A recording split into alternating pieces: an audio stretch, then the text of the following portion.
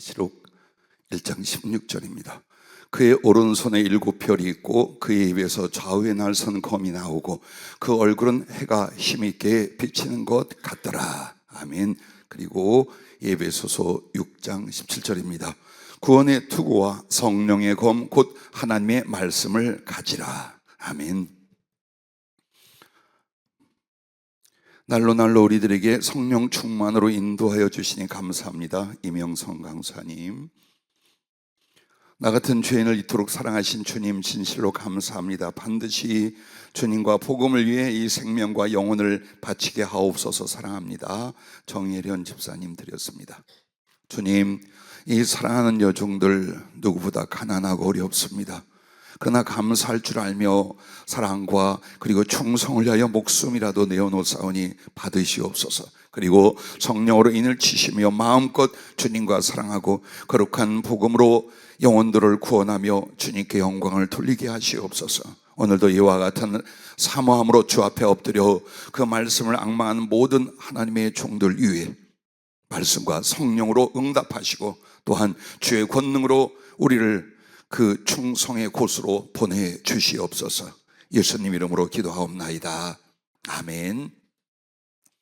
성령 충만 좌우에 날선 검이란 제목으로 오늘 말씀을 전하려고 합니다. 언제나 이렇게 주님께 말씀을 당부하면 주님이 먼저 환상을 보여주시거나 어느 내용을 먼저 주셔요. 근데 칼 두 자루가 딱 겹쳐서 하나가 되는 걸 보여주시면서 오늘 이렇게 성령 충만 좌우에 날선 겁니다 라고 말씀 제목을 주셨습니다. 자, 오늘 우리가 요한계시록 1장 16절에 예수님의 입에서 검이 나오는데 좌우에 날선 검이라고 표현을 합니다. 그리고 에베소 6장 17절에도 성령의 검 곧 하나님 말씀을 가지라고 합니다. 그런데 이와 또 유사한 표현이 시편 149편 6절 말씀에도 이렇게 말합니다. 그들의 입에는 하나님에 대한 찬양이 있고 그들의 손에는 두 날 가진 칼이 있도다 라고 말합니다. 자, 참 은혜스러우면서 재미있는 것은 시편 149편 6절에서 그들의 입이라는 그 히브리어 단어하고 칼의 날이라는 단어가 같은 거랍니다. 그래서 그들의 입으로는 하나님을 찬양하며 동시에 그들의 입은 양날선 검이 된다라는 의미를 가지고 있어요. 또 히브리서 4장 12절에도 하나님의 말씀은 살아있고 활력이 있어 좌우의 날선, 우리는 이걸 생각 없이 그냥 읽지요.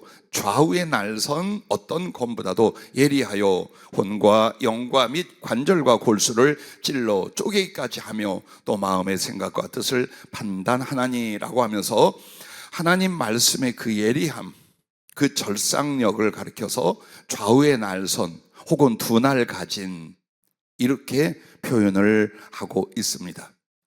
그러면 이 좌우에 날섰다는 것은 여러분과 내가 기억하기에 자, 중국 칼을 일반적인 칼이나 언월도나 기타 칼을 보면 칼에 이렇게 등이 있어요. 그 등 쪽은 두툼해서 칼날 쪽으로 얇아지게 되어 있습니다.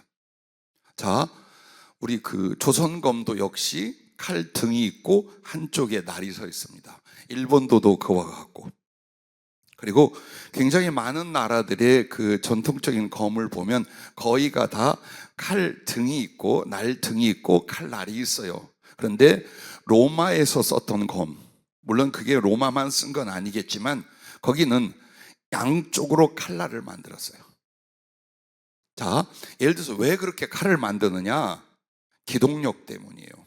절상력과 기동력 때문인데, 자, 칼을 이렇게 한번 휘둘렀어요. 근데 이쪽이 칼등이면 이쪽으로 치려면 또 칼을 이렇게 뒤집어서 이렇게 쳐야 돼요. 근데 그 순간이면 적이 찔러 들어올 수가 있어요. 대신에 양쪽 날이 있으면 이렇게 치고 바로 이렇게 쳐도 똑같이 잘라버려요. 그래서 좌우에 날선 검이라는 건 양쪽에 칼날이 있어서 두 개의 칼을 쓰는 것과 같은 거예요. 동시에 성령이 보여주시는데, 예를 들어서 넓고 큰 칼일수록 등이 두껍습니다. 그럼 두꺼운 데서부터 점점 이렇게 얇아지면 도끼 같은 형태가 돼서 파워로 부서뜨리긴 하나 잘 잘리진 않아요. 그럼 날카롭게 잘리려면 어떻게 하냐? 전체적으로 얇아야 돼요. 그렇게 해서 칼날이 이렇게 올라와서 칼등으로 가는 중간 부분도 다시 얇아지게 만들었어요. 그래서 이 칼날의 절삭력이라는 것은 세계 최고의 것이에요. 그리고 길게도 안 만들어요. 기동력을 위하여 짧게 만들어서 바로 치고 찌르고 이쪽 치고 저쪽 치고 이렇게 로마 검이 만들어져 있어요. 오늘 하나님의 말씀, 그 이외에 성령님이 함께 하시면 그 하나님의 말씀이 바로 성령의 검이 되는데, 마치 좌우의 날성검처럼 그렇게 칼 두 자루로 한 자루 가진 사람과 싸우는 것 같고, 또 절삭력도 두 배나 되는 아주 날카롭고 강력한 검이라, 그것을 표현하기 위해서 주님 입에서 나오는 말씀도 좌우의 날선 예리한 검이라, 이렇게 표현을 하고 있습니다. 그렇다면 여러분과 나는 하나님 말씀을 어떻게 갖느냐? 지식으로 갖게 돼요. 지식으로. 그런데 이 지식 이상의 것이 나오질 않아. 나에게도 그렇고 다른 사람에게 전할 때도 단지 거기에 지식으로 전해진 언어로 끝나고 말아요. 그렇다면 이것은 하나님 말씀 자체의 영과 생명력이 전달이 되지 않아요.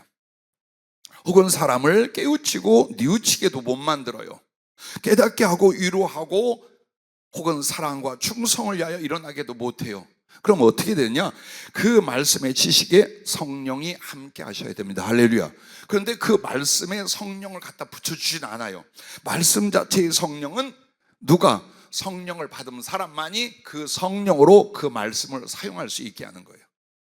그래서 여러분과 내가 말씀을 받아도 별로 은혜가 안 되고, 남에게 전해도 그쪽에서 깜깜무소식 별로 바뀌질 않아. 이유는 성령의 감화와 역사가 그 말씀을 받을 때, 전할 때 안 일어나더라, 이 말이야. 안 일어나더라. 그래서 복음을 전한 주의 종 전도자들 뿐만 아니라 모든 하나님 말씀으로 살아가는 하나님의 자녀들에게는 하나님 말씀을 갖되 무엇으로? 성령의 검으로 가질 수 있기를 주의 이름으로 축복합니다. 할렐루야. 자, 가슴 아픈 이야기가 있어요. 베드로와 제자들의 실패에 관한 이야기인데, 누가복음 22장 35절부터 보면 이제 주님이 조금 있다 체포될 거예요. 그리고 십자가에 못 박혀 죽으실 거예요. 그래서 제자들에게 대화를 할 때 그들에게 이르시되, 내가 너희를 전대와 배낭과 신발도 없이 보내었을 때에, 즉 전도 여행 보냈을 때 말합니다. 부족한 것이 있더냐? 이르되 없었나이다. 이르시되 이제는 전대 있는 자는 가질 것이요 배낭도 그리하고 검 없는 자는 겉옷을 팔아 살지어다. 내가 너희에게 말하노니 기록된 바 그는 불법자의 동류로 여김을 받았다 한 말이 내게 이루어져야 하리니 내게 관한 일이 이루어져 감이니라. 그들이 여짜오되 주여 보소서 여기 검 둘이 있나이다. 겉옷을 팔아서 검을 사라 그랬더니 정말 쌍칼이 나온 거예요. 왠 줄 알아요? 여기는 열심당원들파가 있어요. 그들은 폭력적이에요. 그리고 자신들이 당하지 않게 하여 검을 갖기도 하지만, 하나님 말씀이나 혹은 민족에 대하여 반역자나 대적자들을 직접 처단 위해서 칼을 갖고 다녔어요. 그러다가 주님이 항상 그 평화와 비폭력을 말씀하시다가 검이 없는 자는 겉옷을 팔아 검을 사라 할 때 숨겨놓은 칼투자를, 주님 여기 검이 있습니다 하고 들고 나왔어요. 그때 주님의 그 대답을 보십시오. 족하다. 이 말, 더 이상 할 말이 없어. 이렇게 무시하고 깨닫지 못하는 제자들에게 할 말이 없어. 됐다 됐어 이렇게 하고 말씀이 끝납니다. 자, 물질로 된 칼을 말하는 게 아니죠. 쇠로 만들어진 사람을 칠 칼을 가지라는 게 아니죠. 곧 성령의 검, 하나님의 말씀을 가지라는, 그것을 그때는 이해하지를 못한 거예요. 그러나 과연 자기들을 지키는 것과 또 나아가서 복음을 전할 때에 무엇이었어요? 하나님의 말씀의 능력이었어요. 그게 없이는 도망자가 되고 비겁자가 되고 무능한 자가 되고 죽을 수밖에 없는 사람이었어요. 그런데 달라진 게 있다면 그들이 유대해진 게 아니에요. 성령이 임하자 그들에게서 하나님 말씀은 자기에게도 다른 복음을 전할 대상에게도 더 이상 그냥 지식의 언어의 말이 아니라 하나님의 능력, 성령의 능력이 검이 됐던 거예요. 그래서 주님이 장차 자기를 지키고 복음을 전하기 위해서 하나님의 말씀, 성령의 검을 가져라라고 하신 말씀을 그들은 진짜 칼을 들고 아주 흐뭇해했을 거예요. 그 뒤 성령으로 다시 성령의 검, 제대로 하나님의 말씀을 갖기 전까지 제자들은 얼마나 연약하며 실패합니까? 오늘 우리들도 마찬가지예요. 우리가 하나님 말씀이 있다라는 것은 지식적으로 말해요. 서로 내가 성경을 얼마나 알고 그 성경을 가지고 어떻게 기도하거나 생활에 적용하는가, 이 정도로 생각을 합니다. 그런데 오늘 사도 바울은 하나님의 말씀, 이걸 그냥 하나님의 말씀이라 하지 않고 성령의 검이라고, 즉 성령의 검이 되게끔 하여 그 말씀을 소유한 그리스도인들, 주의 종들, 사명자들이 되라라고 오늘 이 말씀을 주고 계신 것입니다. 자, 첫째는 성령의 검, 즉 하나님의 말씀이 성령의 검이 될 때 이것은 두 개의 검이 됩니다. 자, 두 개의 검이라, 좌우에 두 날이기 때문에 칼 두 자루와 같다고 그랬잖아요. 그런데 성령의 검에는 두 칼이 있어야 된대요. 그 첫째가 뭐냐? 자신을 쳐서 복종케 하는 순종의 검이 있어야 돼요. 즉 하나님 말씀을 가지고 자기를 쳐서 복종시키지 않는다면 더 이상 여러분은 하나님 말씀을 가진 자도 아니요, 성령의 검은 더더욱 안 됩니다. 그게. 그래서 한쪽으로 칼날 하나 혹은 하나의 칼은 뭡니까? 하나님 앞에 말씀을 받은 걸 가지고 자기 자신을 어때요? 복종케 하는 거예요. 그래서 기꺼이 무릎 꿇고 엎어질 수 있다면, 얼마든지 그 말씀을 순종할 수 있다면 그때부터 이제 하나님의 말씀을 가진 자요, 성령의 검으로 들어가는 사람이 되는 거예요. 왜 우리에게 말씀의 능력이 없느냐? 자기는 그 말씀으로 안 살아. 생각해 보세요. 자기가 그 말씀대로 사는가? 그냥 가르치고 전하려고 해요. 그래서 내가 우리 강사님, 전사님들에게 굉장히 많이 뒤에서 잔소리하고 훈련을 시키는 뭐냐? 그냥 설교하려고 하지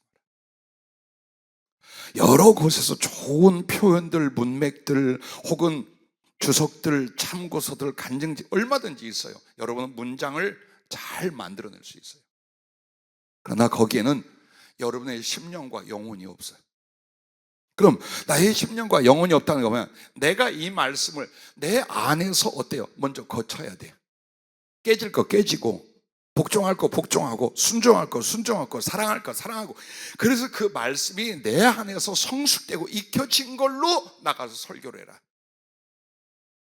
좀 입술이 둔해도 상관없고 문장력이 좀 떨어져 상관없어요. 중요한 건 뭐냐? 나의 영혼이 성령님을 따라 그 말씀에 동의하며 복종하며 드려진 것으로 내가 남에게 전하는가? 이게 중요한 거예요. 가장 중요한 건 이 부분이에요. 그래서 하나님의 말씀, 성령의 검은 양쪽 날이 있는데 한쪽 날은 자기를 치는 거예요. 우리가 주님을 경외하고 사랑하고 또 주님을 기뻐한다는 게 뭡니까? 그 말씀 앞에 여러분이 복종하고 순종하는 겁니다. 한글에서 복종과 순종은 같은 단어로 쓸 수 있지만 복종은 잘 안 되는 것도 억지로라도 하는 거예요.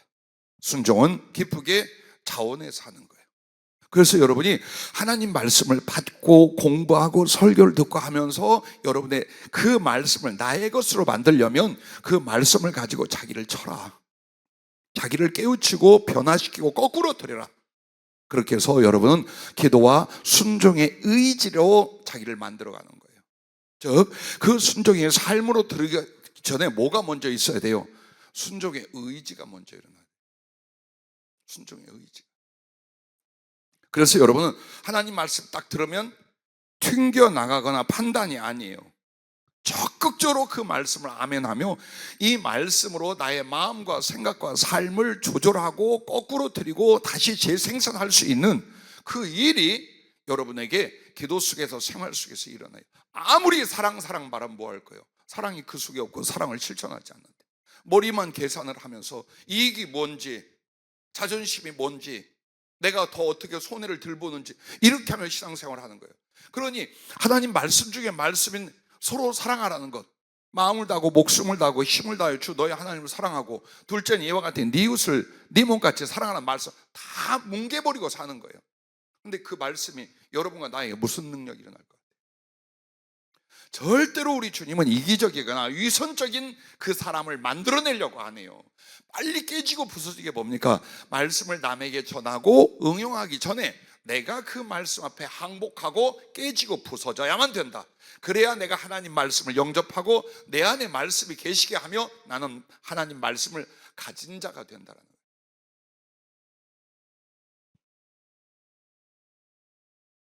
그러므로 여러분과 나는 기도할 때 제일 중요한 게 이겁니다. 말씀을 듣는 거예요. 말씀을 떠올리는 거예요. 심지어는 그 성령께서 여러분에게 귀를 만들어 주시기를 부탁을 해야 돼요. 내가 깨닫고 기꺼이 그 말씀을 아멘으로 받아 말씀으로 나를 바꾸는, 그게 바로 성령의 말씀을 들을 수 있는 귀가 있는 사람이에요. 여기부터 시작이 돼야 되는 거예요. 자, 이렇게 하면 사무엘상 3장 19절의 말씀처럼 사무엘이 자라매 여호와께서 그와 함께 계셔서 그의 말이 하나도 땅에 떨어지지 않게 하시니, 즉 말씀이 자기의 심령과 삶에 성취되는 역사, 그때 하나님 말씀을 가졌다, 하나님 말씀을 가진 자다라고 이야기할 수 있는 거예요. 그래서 이 말씀을 가르치고 전파하기 전에 그 말씀으로 자기를 쳐라, 복종시키라, 온전히 즐거이 순종하는 상태까지 나아가라. 그래서 기도는 왜 필요하냐? 먹을 것 때문에, 입을 것 때문이 아니다. 하나님 말씀을 받고 그 말씀에 자기를 복종시키고 즉거이 정말 주님을 향하여 기꺼이 순종할 수 있는, 근데 이게 잘 안 된단 말이에요. 육신의 기질이나 못돼 먹은 우리의 성품이나 세상적인 습관이나 이런 것들로 말씀을 주지만 이게 잘 안 따라. 그러니까 이것을 쳐 부수는 밭을, 심령의 밭을 기경해서 말씀이 들어와 자라날 수 있게 만드는 것, 이게 기도 생활이에요. 이것만 하면 된다 이 말이에요. 이게 그 나라와 그의 의를 구하는 거예요. 근데 우리는 그렇게는 하려고 안 해. 다른 것만 구하는 거예요. 육신의 것, 삶의 것, 필요한 것만. 아니요, 그것은 기도 중에 제일 꼴찌에 구해도 돼요. 한마디만 구해도 돼요. 제일 중요한 건 그 말씀을 깨우쳐 듣게 해주시고 그 주신 말씀으로 내가 복종하며 순종하는 영혼과 삶, 그 체질이 되게 하여 주시옵소서. 이걸 구하는 거예요. 그렇게 해서 여러분은 자기가 뭘 소유해요? 하나님 말씀을 내 안에 소유한 자가 돼요. 그럼 그 말씀은 여러분을 속이거나 배반하지 않아요. 내가 순종한 그 말씀은 반드시 내가 믿는 그대로 나의 영혼과 나의 앞날에 그대로 이루어짐을 믿으시기 바랍니다. 할렐루야. 이것이 바로 하나님 말씀을 가졌다라는 뜻입니다. 자, 이제 나머지 하나는 어떤 거냐? 죄와 불신을 복종케 하는 복음의 검입니다. 내게는 순종의 검이요, 다른 사람들에게는 죄악의 세력들, 불신의 세력들을 복종케 하는 복음의 검으로 여러분이 가지셔야 되는 겁니다. 그래서 자기 자신을 복종케 하고 기꺼이 말씀에 순종하면 할수록 복음을 전할 때 죄인과 불신자들을 회개와 믿음으로 변화시키는 성령의 검을 갖게 된다. 언제? 그 뒤에서야. 나를 쳐서 복종시키고 순종으로 드린 뒤에서야 이제 어때요? 죄의 세력들, 불신의 세력들을 해쳐버리고 그 사람들로 믿음으로 하나님께 굴복할 수 있도록 예수 그리스도를 영접할 수 있는 역사가 일어난다 이 말이에요. 이 관계를 우리가 정립하지 않고 전도했기 때문에 많은 효과가 없는 거예요. 하나님의 말씀, 정말 살아있는 하나님 말씀인데 왜 저것들은 도대체 저 모양일까? 아니요, 나로부터 능력이 나가야 돼. 근데 그 능력이 성령의 능력인데, 어떤 성령이 주신 그 말씀으로 나를 순종케 했더라면 나로부터 나가는 복음 전파도 그들을 순종케 하더라. 그것을 오늘 성령이 우리에게 제삼 가르쳐 주고 계십니다. 그래서 여러분과 내가 복음을 전하고 혹은 가까이 있는 내 가족들 혹은 믿음의 형제들을 말씀으로 권면하기도 하고 가르치기도 하고 함께 그 말씀을 잡고 기도도 합니다. 중요한 건 역사가 이제 일어나야 돼. 사도행전 2장 사도들과 그 120명 제자가 오순절 기도하다가 성령이 엄청 충만하게 임했어요. 그리고서 베드로가 그 시끌벅적한 곳에 모인 사람들 앞에 복음을 전하고 있어요. 그래서 36절부터 읽어드리면, 그런즉 이스라엘 온 집은 확실히 알지니 너희가 십자가에 못 박은 이 예수를 하나님이 주와 그리스도가 되게 하셨느니라 하니라. 그들이 이 말을 듣고 마음에 찔려 베드로와 다른 사도들에게 물어 이르되, 형제들아 우리가 어찌할꼬 하거늘. 자 보세요, 하나님의 말씀이 역사가 일어나면 그 말씀을 듣고 어때요? 거기에 반응이 일어나게 되는 거예요. 하나님께서 너희 조상부터 약속하신 구세주를 보내주었는데 너희들은 그를 악한 자로 몰아서 십자가 못 박혀 죽었다. 그러나 그분은 사흘 만에 살아났다. 이 말을 듣자 자기가 직접 안 했고 혹은 자기와 관계된 사람이 했어요. 그런데 얼마 전까지 예수 그리스도가 복음을 전하고 하나님의 능력과 하나님의 아들로서의 모든 걸 보여주었어요. 근데 결국은 그분을 정죄하고 십자가에 못 박았어. 근데 그분이 살아났고 이렇게 성령을 줬다고 말하는 거예요. 여기에 이제 마음에 찔려라는 말이에요. 여러분, 이게 은혜예요. 우리도 마찬가지예요. 성경을 읽다가 설교를 읽다가 마음에 찔림을 받는 걸 기뻐하셔야 돼요. 이렇게 하면 안 돼요. 목사님이 어떻게 알았어? 날 까네. 아니, 설교로 막 깐다 까. 절대 그렇게 생각하면 안 돼요. 일부러 나 들으라고 저러나 보다. 여러분이 안 들으면 누가 들어? 교회 밖에 사람이 들어요? 지나가는 강아지가 들어요? 자기 들으라고 한 거 맞아요. 다만 그것을 겸손히 받아들이면서 뭐가 일어나요? 그렇게 못 살면 찔림이 일어나야 되고, 어떤 약속과 하나님의 은혜에 대한 감동이 일어나야 되고, 이렇게 해서 여러분의 마음이 하나님 말씀이나 주님을 향하여 이동하는 걸 뭐라고 하느냐? 감동이라고 합니다. 감동. 그러면 감동이 뭐냐? 감동이라는 건 사람의 마음이 감정이 일어나서 그 감정을 따라서 목적하는 바 쪽으로 바뀌는 거예요. 그래서 여러분에게 감정의 감동이 안 일어나고서 마음이 바뀌나? 절대로 바뀌지 않아요. 주님을 향하여 올라가게 한데 뭐냐면 아픔이든지 슬픔이든지 기쁨이든지 감사든지 사랑의 감정이 일어나서, 그러면 내 마음은 그 말씀을 주신 쪽으로, 그 말씀의 방향 쪽으로 나의 마음이 움직여가는 거예요. 그게 마음을 하나님께 드리는 거예요. 그래서 여러분이 설교를 듣거나 성경을 보면서 감동이 없다는 건 이건 나하고 상관이 없다는 뜻이에요. 지금 나하고 상관이 없는 것처럼. 그래서 그렇게 오랜 세월 교회를 다녔으나 우리는 성령 충만 혹은 말씀의 검을 갖는다, 말씀을 은혜를 받고 변화가 되더라, 안 일어나는 거예요. 그래서 안 일어나는 거예요. 그러므로 부디 여러분이 말씀을 전하고 들을 때 어떤 일이 벌어져요? 사람 마음속에 찔림이 일어나고 감동이 일어나고 그 말씀에 적응하는 심령의 변화가 일어나네요. 이때 이게 뭐예요? 성령의 역사라는 거예요. 성령의 역사. 이렇게 형제들아 우리가 어찌할꼬 하거늘 베드로가 이르되 너희가 회개하여 각각 예수 그리스도의 이름으로 세례를 받고 죄 사함을 받으라. 그리하면 성령의 선물을 받으리니 이 약속은 너희와 너희 자녀와 모든 먼데 사람 곧 주 우리 하나님이 얼마든지 부르신 자들에게 하신 것이라 하고, 또 여러 말로 확증하며 권하여 이르되 너희가 이 패역한 세대에서 구원을 받으라 하니, 그 말을 받은 사람들은 세례를 받음에 이날에 신도의 수가 3,000이나 더하더라. 자, 그래요. 이게 바로 복음의 검, 성령의 검이에요. 똑같이 말씀을 전했으나 전에는 코방귀도 뀌지 않고 오히려 돌을 던지던 사람들이 가슴에 찔 맞고 우리가 어떻게 할까? 우리가 어떻게 해야 될까? 그래서 그 지혜와 방법을 제시했더니 전부 다 세례를 받고 그달에 3,000명이 회개하고 돌아왔더라 라고 성경은 말합니다. 그러므로 지식적인 말씀을 갖는 것과 성령의 검으로서 말씀을 갖는 것이 어떤 것인가, 내게는 어떤 것이고 우리가 복음을 전하는 혹은 세계에 선교를 하겠다는 이 일에 있어서 얼마나 절실히 필요한 것인가. 자, 이번에는 여러분에게 그 양날검에 대해서 2배의 절상력으로 말씀을 드리겠습니다. 자, 한마디로 하나님의 말씀 성령의 검은요, 제일 먼저 뭐가 되느냐? 혼과 영을 찔러 쪼개는 지혜의 검이 됩니다. 즉 감화와 감동을 일으키고 깨우치게 하는 쪽이에요, 성령의 검이란. 그래서 사람의 혼과 영을 어떻게 나눕니까?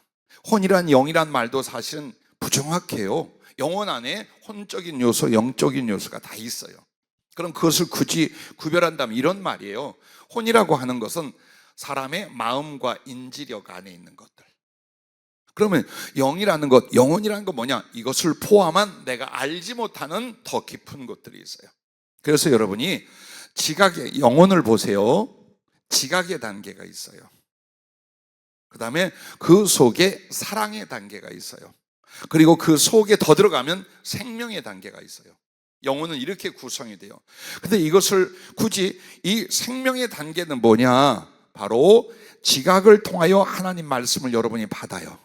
그럼 이 사랑의 부분에서 믿음을 통하여 하나님과의 사랑이 시작이 돼요. 그러면 그 생명의 부분에 하나님의 영이 들어와서 하나님의 생명, 하나님의 나라, 하나님의 존재가 그 영혼과 연합하여 같이 있어요. 이 부분을 생명의 부분이라고 말하는 거예요. 이것은 거듭나기 전엔 없어. 교회를 다녀 이 부분 안 만들어진 거예요. 그러나 성령으로 거듭났다는 건 성령이 이미 사람에게 들어와 내주하셔서 떠나지 않는 상태가 된 거예요. 그럼 그 성령 어디에 있느냐? 내 영은 가장 깊은 곳, 바로 나에게 생명을 주시는 그 비밀스러운 깊은 곳에 하나님의 영이 와 계신 거예요. 그래서 여러분, 혼과 영이라는 건 겉사람, 지각적이고 기억과 생각 혹은 심령 상태, 이 부분이 영혼과 연결이, 영의 깊음과 연결이 됐는데 이걸 뭘로? 말스백하는 찔러 쪼갠다, 이걸 말하는 거예요. 즉 그만큼 우리에게 영혼의 변화, 심령의 감동, 강력하게 하나님 말씀으로 일으키게 만드는데 이걸 가르쳐서 지혜의 검이라 말합니다. 즉 여러분과 내가 성령의 검으로서 사람의 마음을 깨우치고 감화시키고 감동시켜서 그 말씀의 목적대로 그 사람을 세우는 이쪽 성령의 검의 역할이 바로 혼과 영을 찔러 쪼개는 지혜의 검이라고 성령은 여러분과 나에게 표현해 주셨어요. 그래서 여러분과 나는 주님과 그 말씀을 지극히 사랑하고 사모하세요. 그렇게 할 수 있기를 바랍니다. 그냥 성경이 아니에요. 주요 하나님 말씀을 내가 봤사온데 이 말씀이 성령의 검이 되게 해주시고, 특별히 성령의 검 중에 사람을 변화시키고 깨우치고 하나님의 뜻대로 세울 수 있는 지혜의 검 쪽에서 발달되게 해주십시오. 이걸 여러분에게 지금 기도 제목으로 가르쳐 드리는 거예요. 그래서 말씀 안에서 주님과 깊은 사랑의 친교를 나눌수록 자기의 영은 감동하기 시작합니다. 그래서 그 말씀과 지혜로 가르칠 때에 다른 이의 혼과 영이 감동 변화를 일으키게 만드는 거예요. 그래서 반드시 성령의 검은 남에게만 휘두르는 게 아니에요. 자기 안에서 하나님과의 깊은 사랑과 교제를 통하여 그 말씀이 나를 변화시키고 감화시키기 시작합니다. 이 상태로 여러분이 나가서 또 그 말씀을 전하면 다른 사람의 영혼을 감화, 깨우침, 변화를 시키는 성령의 검, 지혜의 검이 된다. 그걸 여러분에게 말씀드리는 것입니다. 그래서 한번 보세요. 성령의 검의 지혜 쪽의 부분이요, 지혜의 말씀이 있고 지식의 말씀이 있어요. 장래사와 사람의 심령을, 세상을 가르쳐 하나님의 섭리를 말해준 예언의 말씀이 있어요. 그리고 진짜와 가짜와 하나님의 역사와 사단의 역사를 구별하는 영분별의 말씀이 있어요. 그리고 모든 걸 해석하고 깨우칠 수 있는 지혜와 지식 쪽이 또 있어요. 이와 같이 말씀이라는 게 성경 구절을 이렇게 풀어주는 것만이 아니에요. 그 성경을 바탕으로 해서 예언이 되고 영분별이 되고 하나님의 모든 지혜 전달이 되고, 그것을 가장 적중하게 전하는 게 뭐냐? 지식의 말씀의 은사예요. 그래서 성령이 이렇게 구별해 주는 거예요. 기도할 때 지혜는 우리의 머리예요. 눈과 귀예요. 그래서 하나님께서 이 눈과 귀로 그 진리 혹은 하나님 혹은 하나님의 모든 지혜를 부어줬잖아요. 그럼 지식의 말씀은 뭐냐? 그걸 정확하고 적절하게 필요에 따라 원하는 데로 가서 전하는 거예요. 이게 지식의 말씀의 은사예요. 근데 거기에 성경을 풀어 구원에 관한 것만이 아니라 이 사람의 심령을 끌어내고 이 사람의 삶이나 장래사로 하나님 말씀을 전해, 이게 예언의 은사예요. 그리고 지금 어떤 상황에 있는지 영적인 분별을 가해주는 거예요. 진짜인지 가짜인지, 하나님에게 속해 있는지, 성령의 역사인지, 사단인지, 인간적인 위선인지 거짓인지, 그걸 분별해서 말씀으로 가르쳐요. 그리고 하나님이 뭔가를 주신 모든 것들을 다 풀어서 가르쳐요. 성령의 검이란 이렇게 하는 거예요. 단지 여러분과 내가 전도나 설교에 국한된다고 생각하지 마세요. 그 말씀을 사용하고 활용하는 쪽. 근데 대부분 이 내용이 뭡니까? 지혜 쪽이에요. 그래서 주님이 영혼을 정말 혼과 영을 찔러 쪼개고 그 심령을 깨우치고 변화시키고 감동시킬 수 있는 게 뭐냐? 지혜의 말씀 은사 쪽이에요. 전부 다. 이게 여러분이 이게 없는데 병 고치고 능력이 나타나잖아요. 잠깐은 그래요. 그러나 결국 말씀의 목적대로 영혼을 바꾸지는 못해요. 사람을 변화시키지는 못해요. 그래서 먼저 여러분에게 뭐가 필요해요? 지혜의 검이 필요하다.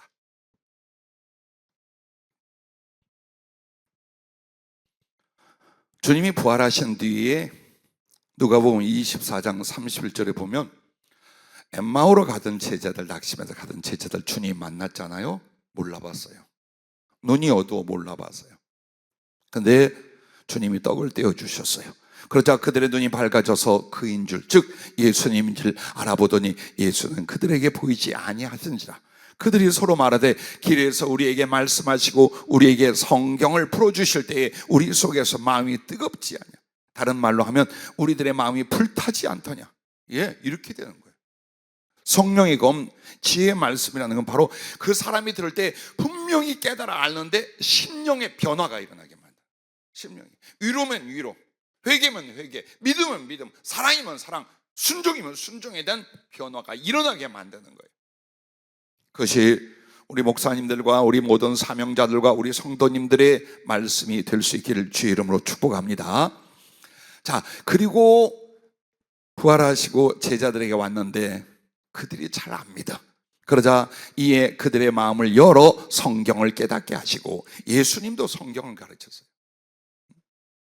근데 여기서 보니까 그들의 마음을 열어. 예, 우리가 하나님 말씀으로 가르치고 권면하고 복음을 줄 제일 중요한 건 그 받는 사람의 마음이 열려 순종이나 적당한 심령의 변화가 일어나게 하는 거예요. 이게 성령의 검, 지혜의 말씀의 검이다.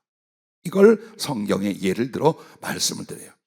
특별히 성령의 인도하심으로 말미암아 소아시아 지역에서 복음을 전하다가 배를 타고 그리스 쪽 마케도니아 쪽으로 사도 바울이 갑니다. 가는데 아무것도 없어. 성령이 이끄시 왔는데 교회가 있어요, 아는 사람이 있어요, 아무것도 없어요.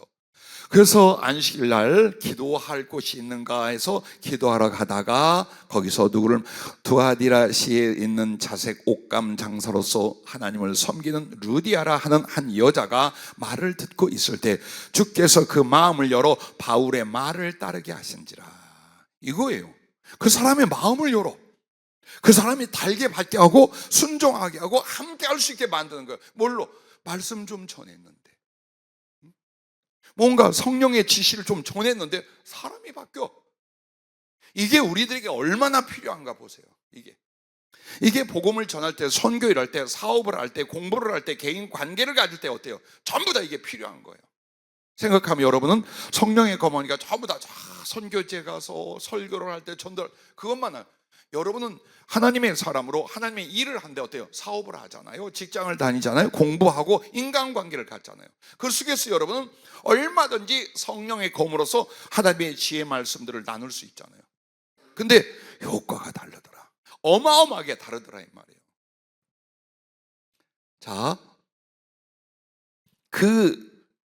이 옷감 사업을 하는 루디아라 하는 이 사람이 어떻게 했느냐, 마음을 열어서 바울의 말을 따르게 했어요. 그리고 이와 같은 하나님의 사람이 없어. 그래서 그 사람을 자기 집으로 모셔요. 숙소도 없는데. 그래서 바울 일행이 이 루디아의 집에서 머물며 복음을 전하기 시작을 해요. 그리고 이 루디아의 집이 바로 빌립보 교회가 된 거예요. 여기가 지금도 그 빌립보 교회의 터가 남아있어요. 기둥문이라든가 아주 엄청 큰 게 지금도 남아있을 정도. 자, 이처럼 여러분과 내가 하나님 말씀을 받아 은혜를 받아야 돼요. 그게 성령의 검이에요. 내가 못 받는 건 소용없어. 내가 그런 변화와 감동과 순종 등등으로 내가 변화되고 동시에 하나님의 지혜의 말씀의 종류가 임하면 임할수록 여러분 어때요? 사람을 변화시킬 수 있다. 사람을 구원할 수 있다. 사람을 하나님의 뜻대로 세울 수 있게 된다라는 것입니다. 정지호 집사님이 지금 30대 후반이에요. 저희 교회에 아마 몇 주째 나왔어요. 3H 지압 침대 그 대표로 있는인데, 집사람에게 믿음의 사람이더라 했는데 주님이 딱 그 말씀을 해요. 마음도 신실해. 그런데 주님에 대한 마음, 믿음은 크지만 너무 바빠서 주님을 사랑할 시간이 없대. 이거 한마디 해줬어요. 가서 전했어요. 우리 목사님이 그러는데, 정 대표님, 주님을 향한 믿음이 크고 마음은 큰데 너무나 바빠서 주님을 사랑할 수가 없대요. 근데 성령이 역사를 했어요. 마음에 떨림이 오고 그 감동이 오는데 견디지를 못해서 나 그 목사님 꼭 한번 찾아가겠습니다 하고 그 다음 주에 왔어요. 여러분이 보는 그 젊고 저랑 같이 식사하는 그 젊은 친구 있죠? 그 집사예요. 그리고 와서 예배 때마다 은혜를 받고, 이번 주에는 마지막으로 내가 얘기를 했어요. 우리 정 집사님은 볼링 핀이고 주님이 내게 볼링 공을 주셨다. 이게 우리들의 만남의 이유고, 앞으로 어떤 사업과 사역을 위하여 주님이 이끌어가자, 그걸 말한다. 볼링 핀은 혼자는 스트라이크 절대로 못 낸다. 그러나 정확하게 공을 던져서 그 공이 맞춰지면 스트라이크가 나오듯이, 영적으로나 하나님의 사업에 있어서 이와 같은 것을 이루려고 이렇게 영적으로 연결을 하셨는데, 이제 정말 따르겠는가? 함께 하나님의 사업을 같이 할 수 있겠는가? 기꺼이 그렇게 하고 그렇게 하겠다, 그렇게 마음에 작정했다고 그 이야기를 들어요. 그거 사람끼리 하는 거예요. 몇 주 안에 인생을 걸고 삶을 걸 수 있는 결단을 성령님이 그 마음에 감동을 주시고 말씀을 따르게 안 하면 절대로 일어날 수 없어요. 그래서 아무리 성령의 검으로 말씀을 전해도 중요한 건 또 들을 수 있는 귀가 있어야 돼요.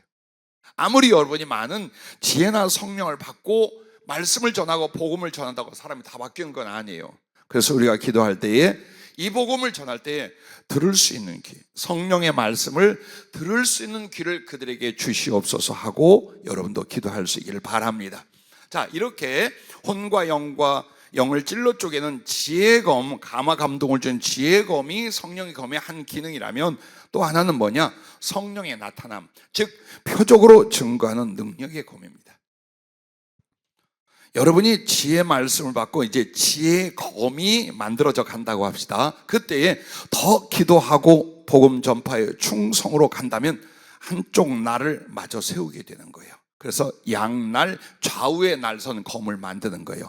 한쪽은 지혜의 말씀의 검으로 영혼을 감화시키고 변화시킨다. 한쪽은 그럼 뭐냐?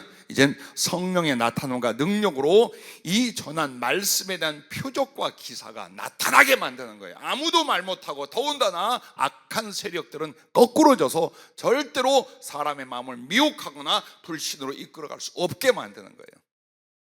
그것이 바로 표적의 검, 능력의 검이 되는 부분입니다. 나는 여러분들에게 권하기를, 능력을 먼저 구하지 마시고 지혜를 먼저 구하십시오. 지혜의 말씀을 구하면서 여러분이 정말 충성하고 그 말씀에 순종하고 나아가면서, 주여 이제는 이 말씀 위에 성령의 권능이, 하나님의 능력의 역사가 일어나게 해주시옵소서 하고 여러분 자신을 드린다면, 그때는 어때요? 능력적 역사, 표적의 역사가 함께 일어날 줄로 믿으시기 바랍니다.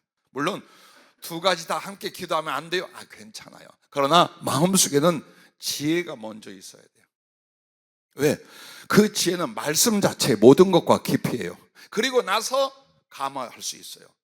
그리고 나서 그 감화와 지혜 다음에 뭐가 오는 거예요? 표적이 일어나고 기사와 능력이 일어나게 만드는 거예요. 이걸 주님이 주시겠다는 거예요. 이쪽으로 여러분을, 하나님 말씀이 있고 그 말씀 속에 이루어진 일이 있고 주실 것들이 있어 자꾸만 여러분을 기도시키면서 말씀을 듣게 하는 이유가 뭐냐? 이거 놓고 기도해라. 너 이렇게 살고 이런 심령으로 이렇게 해봐라. 그럼 내가 성령의 검, 하나님의 말씀을 이렇게 주리라 라고 하는 겁니다. 사도행전 10장 44절에 고넬료의 집에 가서 베드로가 이 말을 할 때에, 즉 예수님을 전할 때에 성령이 말씀 듣는 모든 사람에게 내려오시니. 그렇습니다. 그냥 말씀 듣고 있는데 성령이 임하여 방언을 하고 하나님을 찬양하고 난리가 났어요. 이게 뭡니까? 지혜와 함께 능력의 검, 표적의 검, 성령의 검의 역사가 일어나고 있는 거예요. 자, 스데반에 대해서 사도행전 6장 10절에 보면 이런 말씀이 있어요. 스데반이 지혜와 성령으로 말함을 그들이 능히 당하지 못하여 도저히 말 대꾸가 안 돼. 더 깊은 지식과 더 합당한 논리로 쪼개고 부서뜨리고 이 복음을 전하는데 그 말장이들이, 그 전문 율법사들이 아무 말대꾸를 못하는 거예요. 이게 뭐라? 지혜의 검이라. 이게 지혜의 검이에요. 그러면 이 스데반에 대해서 또 말씀이 이곳이 있어요. 6장 8절에는, 사도행전 6장 8절에는 스데반이 은혜와 권능이 충만하여 큰 기사와 표적을 민간에 행하니. 이 부분은 뭐예요? 이게 바로 능력의 검이라는 거예요. 그래서 성령의 검에 앞에서는 두 가지를 모르면서 자기를 먼저 쳐라, 그리하여야 불신자와 주의 세력에 가서 복음 전할 때 역사가 일어난다. 그래서 검 두 개를 말했죠.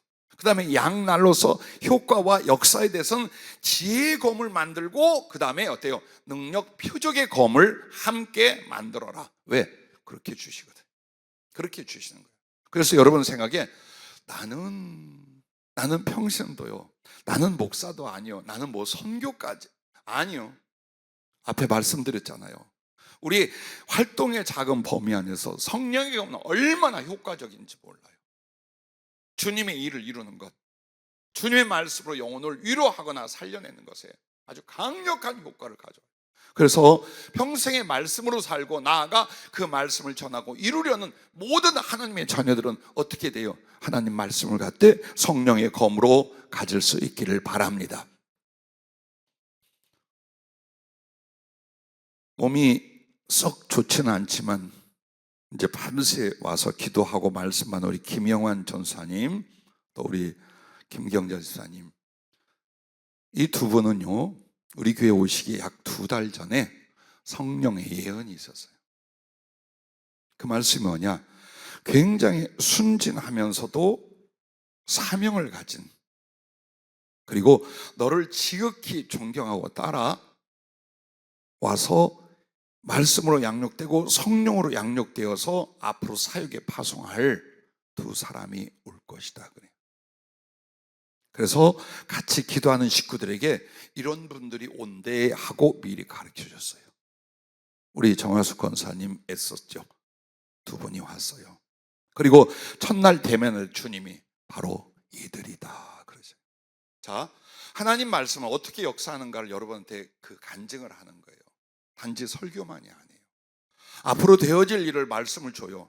그럼 그 예언이란 동떨어진 은사가 아니에요. 뭐라? 말씀 은사예요. 다만 장래 일을 가르쳐줘서 그걸 전하고 믿게 하는 게 뭡니까? 예언이에요. 그래서 예언도 영분별도 다 어디에 들어갑니까?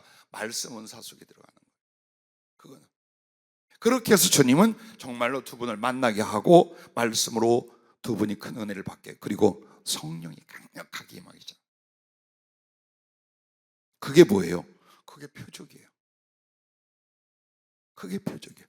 나는 주님 앞에 구하는 표적, 능력, 은사 중에 제일 많이 구하는 게 뭐냐? 성령의 전이.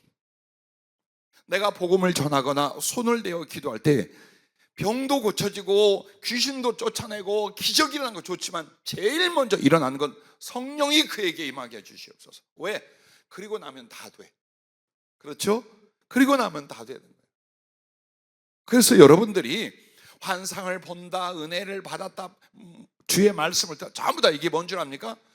일단 성령이 부어지는 표적적 역사예요 지금. 그리고 그것은 여러분에게 다양한 은사나 혹은 성령으로 말미암은 지혜 쪽, 능력 쪽, 혹은 필요한 쪽으로 여러분을 양육 성장시키겠다는 거예요. 그렇게 해서 성령의 전이는 병을 고치고 귀신을 쫓는 것도 있지만 더 소중한 성령이 내가 사랑하는 사람들을 위하여 기도할 때에 성령을 받게 하는 이쪽이에요. 이렇게 해서 앞으로 아마 우리 김정환 전사님 내외는 뭐 결정해도 되죠? 네. 엎어지고 뒤집어지지 않을 사람들이에요. 그리고 끝까지 성령께 순종해서 크고 능하게 사로잡혀서 선교 사역에 동참할 사람들이면, 나는 주님이 일러준 대로 말합니다. 그렇게 만드실 거예요. 그리고 이와 같은 믿음의 동지들과, 또 사업이면 사업 쪽에서, 복음을 전할 주의종이면 주의종 쪽에서 계속해서 성령이 연결하실 거예요. 그렇게 하기 위해서 첫째는 저를 아주 주님이 닥달하고 훈련하고 은혜 주신 게 뭐냐? 성령의 검을 만드는 그 과정이었어요. 이처럼 내 소원도 이거예요. 주님, 내가 앞으로 사역을 하면 얼만큼 더 하겠습니까? 솔직히요, 얼만큼 더 하겠습니까? 그런데 주어진 모든 말씀과 은사가 내 때로 끝나지 말게 하시고, 내 믿음의 동역자들에게, 그리고 우리 후배와 제자들에게 7배로 전이되게 해주시옵소서. 단 나의 못된 단점은 넘어가지 말게 하시었고, 이때 아멘 하시는 거예요. 정말 기도하는 내용이에요. 행여 아무리 사랑하고 아무리 친밀하게 함께 어울러져도 성령의 아름다운 능력과 은혜와 사랑은 다 예수님을 사랑하니까 넘어가기를 바라나, 내게 있는 단점은 절대로 우리 가족들에게 넘어가지 말게 하옵소서. 그 중에 하나가 뭔 줄 알아요? 여러분의 얼굴이 이미 알고 있습니다 하는 것 같아요. 들으려고 하지 마세요. 같이 살면 다 보니까. 자, 오늘 여러분에게 말씀의 지식을 줬어요. 그리고 여러분은 말씀의 지식으로 믿음 생활을 해왔어요. 그러면 말씀의 지식을 그대로 두지 말고 그 말씀의 지식을 잡고 기도와 순종과 복음 전파의 충성으로 들어가세요. 그때 지식의 말씀은 내게 성령의 검이 된답니다. 그때. 그러므로 그 누구에게도 주님은 그렇게 하려고 그래요. 그래서 성령의 검을 성경 안에서 하나 비유를 이끌어내신 게 뭐냐? 오병이어의 기적이래요. 즉 우리는 아주 적은 것밖에 없어. 말씀의 지식도, 그에 대한 믿음이나 은혜도 아주 작다 이 말이에요. 그냥 오병이어 정도예요. 그런데 이 오병이어의 작은 것을 가지고 성령께 잡히면 수천 명, 수만 명을 위로하고 치유하고 살려내는 역사를 이룰 수 있다. 그게 바로 성령의 검의 역사다. 성령은 이렇게 여러분과 나에게 다시 한번 말씀을 해주셔요. 그러므로 보세요. 여러분에게 있어서 주님을 위하여 살려고 할 때 모든 것들이 다 소중해요. 성경적인 지혜나 지식도 필요하지만 여러분의 경험, 여러분의 상식, 여러분의 심지어는 무엇도 필요한지요? 성품과 예절도, 매너도요, 얼마나 중요하겠습니까? 여러분, 성령의 역사 일어나고 말씀을 사람 뒤집었는데 한 번에 사람을 넘어뜨리는 게 뭔지 비매너, 품격 없고 매너 없는 언행들 한번 해보세요. 다 자빠져. 다 자빠져요. 그래서 성령의 사람은 어디로 가느냐? 예절 있는 사람, 매너와 좋은 성품으로 덕을 세우는 쪽으로 가요. 이러지 않아. 저밖에 모르고, 이건 성령이 없을 때 짓이에요. 그렇게 해서 성령은 내게 있는 모든 것들에 작은 달란트지만 그걸 다 크게 만들기 시작을 해요. 그래서 아무리 여러분이 성령의 충만을 입어도 말씀의 지식을 안 갖고 있잖아요. 성령이 사용할 지혜 쪽이 없어요. 그거는. 그래서 내가 열심히 사람들에게, 또 여러분에게 권하죠. 성경 읽으세요. 우선 성경을 알 수 있도록 충분히 여러분이 지식으로 읽고 가지세요. 거기에 성령의 역사가 일어나면 갖가지 지혜로, 예언으로, 능력으로, 감화력으로 얼마든지 사용합니다. 근데 그것을 복음을 전할 때와 설교할 때만이 아니에요. 개인 관계와 사업 때도 마찬가지예요. 저는 사업이나 물질에 관해서는 분깃이 없습니다. 나는 사업을 하는 분들을 주의 뜻을 일러주고 하나님 앞에 옳게 서서 귀하게 쓰임받는 걸 도울 사람이지, 나는 물질을 만지거나 사업의 권한을 갖거나 하지는 않을 거예요. 그런데 중요한 건 보십시오. 깨우쳐 하나님의 뜻을 알려준다는 게 얼만큼 중요합니까? 일어날 일을 하나님 앞에 안다는 게 얼마나 중요합니까? 나의 그릇됨을 깨우쳐 주는 것이 얼만큼 중요합니까? 이 일은 절대 하지 마라 했다간 쫄딱 망하니까 주님이 분별해 주는 게 얼마나 중요합니까?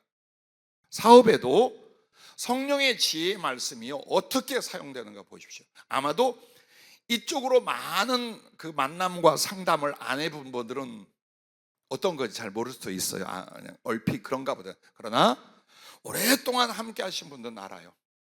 주님께서 성령으로 무엇을 가르치고 무엇을 만들고 무엇을 계획하고 무엇을 이루게 하고 하는가를 전부 다 듣고 가르쳐 따르고 그것을 이루는 걸 봐요.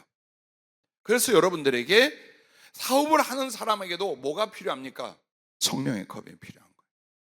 설득할 수 있는, 깨우칠 수 있는, 그리고 가장 중요한 옳은 것에 동의할 수 있는 마음을 끌어내는 능력, 그게 어디에 있어요? 성령의 지혜에 있어요. 그래서 여러분은 변화시키고 구원하게 하여 성령의 검을 갖고, 그리고 모든 삶 속에서 내가 옳은 것을 하고 있다면 그 옳은 것을 함께 따라갈 수 있도록 사람에게 설득과 감동과 변화를 줄 수 있는 게 뭐냐? 성령의 검, 바로 그것이다 그 말이에요. 심지어는 자녀를 양육하거나 가족관계 안에서 혹은 내가 교회에서 남을 섬길 때도 여러분에게 말씀이 성령의 검으로서 나타나기 시작한다. 얼마나 좋겠어요. 어떤 위로와 어떤 사랑과 어떤 성장과 어떤 하나님께 대한 사랑의 충성이 무럭무럭 자라나겠어요. 생각해 보세요. 그래서 주님이 이렇게 성령의 검을 교회에다 두신 이유, 그것을 구체적으로 뭐라고 하느냐? 교회의 성도들을 온전케 하고 봉사의 일을 위하고, 그 다음에 몸된 주님의 교회가 장성하기 위하여 교회에 몇을 세웠으니 사도요, 첫째는 사도요, 둘째는 선지자요, 셋째는 복음 전하는 자요, 교사요, 목사요, 능력하는 자요, 예언하는 자요, 이런 식으로 성경에 말합니다. 즉 사도에서부터 이 쭉 내려오는 순서가 뭐냐? 성령의 검을 가진 걸. 누가 성령의 검을 가지고 사역하고 하나님의 일을 하느냐? 그 공동체가, 그리고 그 사역이 얼마나 강력한 하나님의 뜻을 신속하게 이루겠는가? 성경은 우리에게 그걸 보여주고 계십니다. 부디 너나 할 것 없이, 크기는 다를 수 있지만 하나님의 말씀, 성령의 감을 갖기를 주의 이름으로 축복합니다. 기도하겠습니다.